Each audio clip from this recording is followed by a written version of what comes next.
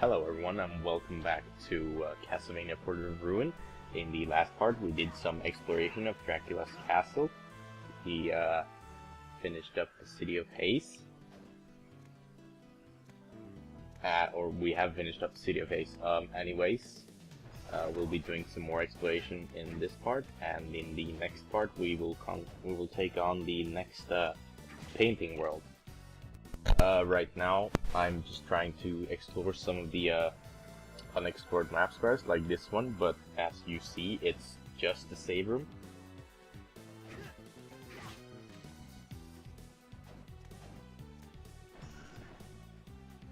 Yeah, anyways, it's really just the save room. It's not that important to the experience, because we have many other save rooms available to us.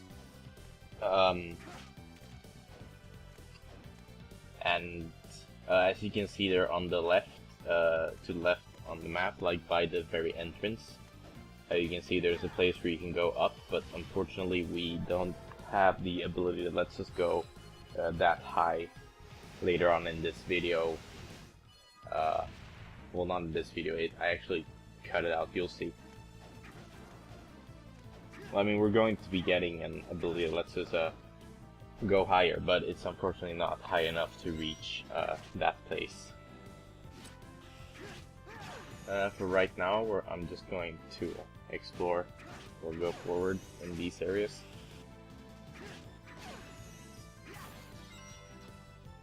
And actually, I'd like to correct a mistake I think I caught in the last episode, where I said the Persephones are similar to succubi. I actually haven't checked this, but from what I can recall, I actually think that Persephones are a type of like a siren, so not a type of a succubus. Here we find a new weapon for Charlotte. It's Don Quixote. It's you know, Charlotte uses books as weapons, right? So I think it's really interesting how they managed to take like classic stories and weaponize them sort of. With Don Quixote, you have a knight on a horse coming out of the book. It's I mean, it's decent damage, but it's fire elemental, which is nice. Which I don't know how that works with Don Quixote's story. Anyways, here we have another boss fight. This one is pathetically easy. He's called Kermit. You can't hurt it, at least not yet. You have to push the pot over here. I mean, you don't really have to push it over there, but as you see, attacking the pot brings out the Kermit. Oh, sounds like Kermit. Oh my god. You bring out Kermit, and he will always face in the direction of the person who attacks the pot. So if you just have Charlotte hit the pot over there, and then you can just sort of stand up there and take no damage. This boss is really, really easy. Like, I mean, I guess he's kind of annoying if you don't know what to do. Unfortunately, I waste a lot of MP there to do Holy Lightning, which, you know, it didn't hit him at all. Kind of funny, actually. Yeah, Kermit is easy. Funny thing, he has 666 HP, so, I mean, make what you will of that. He might be connected to the devil, but honestly, he just looks so goofy. And here we have, hey, you'll see what it is. I accidentally sort of skipped past the text, my apologies, but we got the Stone of Flight, which lets us do a double jump, for some added verticality.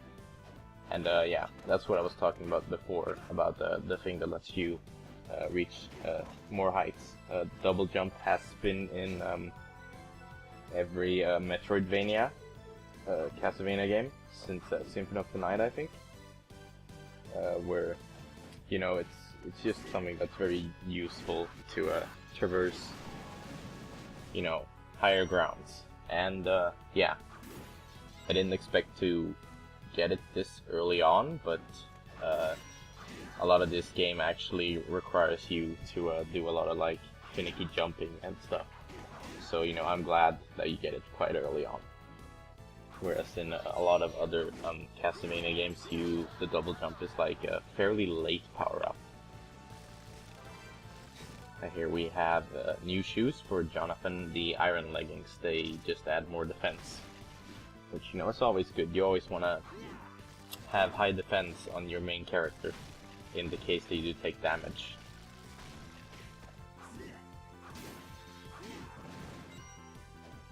Oh, and we also picked up the Partisan.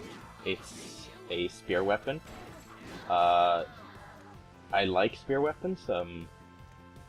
Their attack speed is a bit lower than the short swords and the one-handed swords, but at the same, and you can't do jump canceling with a spear, but you can do backdash canceling with a spear, where you attack, you let it hit, and then you backdash and then you attack again, which lets you do some rapid hits with the spear, and I think that's very useful. Spears have a long range as well, so it's very nice if you can, you know, sort of attack enemies from a moderate distance. And here we'll find more Persephones. You see that we're in like sort of a cave type area, which leads me to believe that this is not intended as part of the actual like castle building, but it's more or less they you know, dug out areas here and used it, so it's kind of like a mine. And here we will find the next painting world, but we won't be going through there until the next part, because I would like to keep each painting world in its own separate videos. What you saw there was I cut, you know how I talked about in the beginning, to the very left of the map. I warped over there to see if I could gain higher ground there, but unfortunately the double jump plus the footstool is not enough to get up there. We need to get something else that allows us to gain even more height. And so I just cut out that part. It was mostly backtracking and me making a fool out of myself trying to get up there. And here, that enemy, Lilith, yeah, Lilith, that one's more or less a succubus kind of character, tries to charm Jonathan, and you know, uses like their looks to get the attention of a character, and we'll be seeing more of those coming up. Actually, we'll also be seeing other enemies of the same type. Here we have another green block, which we cannot move because we lack the power to move heavier objects. It's kind of weird, because if you think about it, even with two people you still can't move it.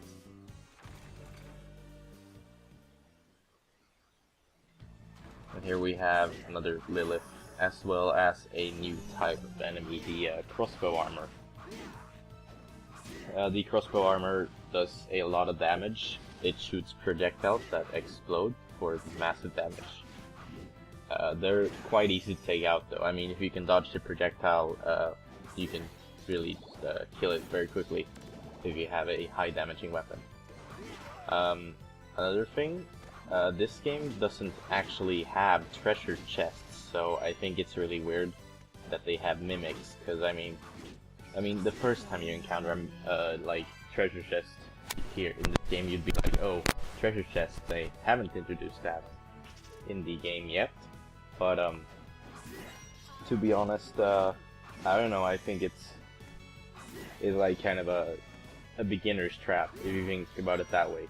But then it's like every time you see a treasure chest from now on, you'll be like, oh, that's a mimic, most likely. There might be treasure chests later game, but I can't really remember. All I know is that early game there are no like treasure chests. Here's another painting world. We'll be tackling that one eventually, once we tackle the first one we saw in this video.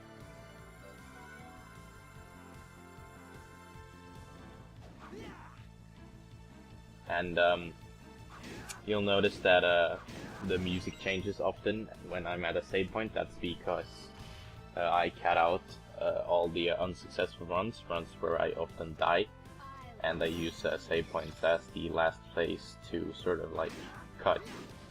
So yeah, I won't be showing off all my deaths and such there. It's not that interesting because it's often, oh, I explore a lot and then I die and, you know, I miss out. The worst part especially is when you die and you've gotten a rare drop from an enemy, but then you die and then you don't have that rare drop anymore. It's happened quite a few times for me. And it's, you know, the game is designed with save points in mind, so, which is totally fine. But at the same time, it's just kind of like aggravating how you like get a lucky drop and then you die and then you try to get it again, and then it turns out that they just don't want to drop anymore. Which at the same time is, you know, this game does have a lot of grinding if you want to get everything, and I'm totally fine with that, honestly. I mean, I have no issues with it. It's, you know, yeah, I don't really have issues with grinding overall. I mean, as long as, you know, the combat is fun and the rewards for getting those rare drops are, you know, good, then I feel like it's alright. And here we see a very small, like, tunnel. Unfortunately, we do not have the skill or the thing we need to get through small spaces, but we will be getting that pretty soon. Not in this video, but in a couple of videos actually.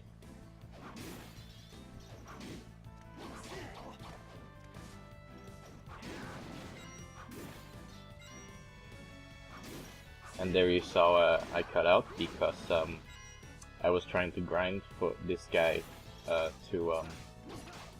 because he has a weapon drop. It's not particularly great. It's a two-handed weapon, but I'll be showing that off later. I did not get it, unfortunately. But the thing is, when I died before, I did get it as a lucky drop, and that's... I felt like I wanted to get it again because I knew that, you know, I had gotten it, but then I died. Here we have hill guards. They are pretty simple. They only attack on the diagonal axis. They can attack forward and they can go up and down stairs. Pretty much. That's pretty much their gimmick. And there we got another buff spell for Charlotte, strength boost. It ups your strength, which in turn ups your overall damage. It's pretty useful, especially if you have a weak weapon, but a weak but very fast weapon. You can use it to basically get an attack boost, and then you can just spam your attack, and it's, you know, much faster and higher damage.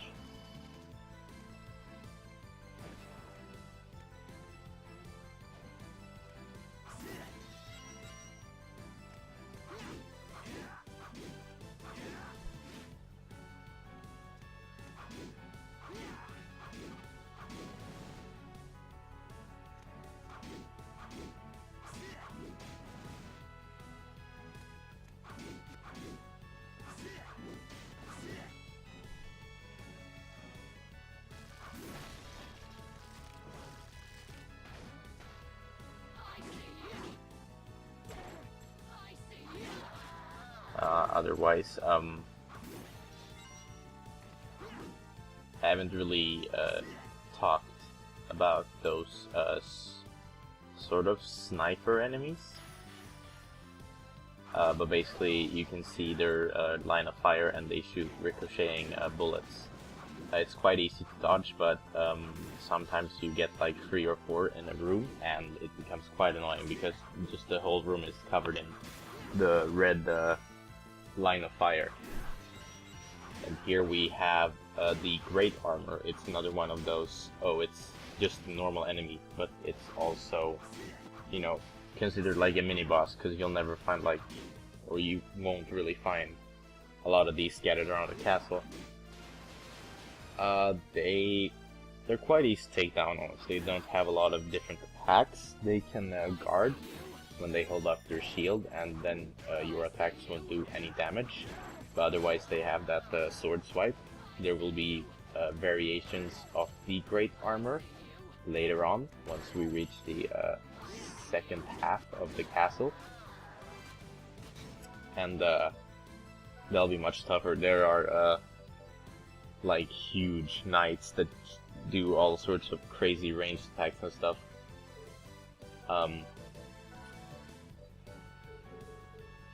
Yeah, the great armor has been sort of a staple in all of the Metroidvania, Castlevania games, the open exploration games.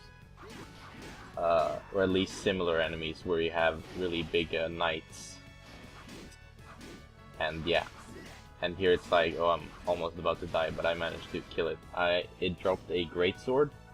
The greatsword is probably one of the better two-handed weapons, because it still has a fairly quick attack animation.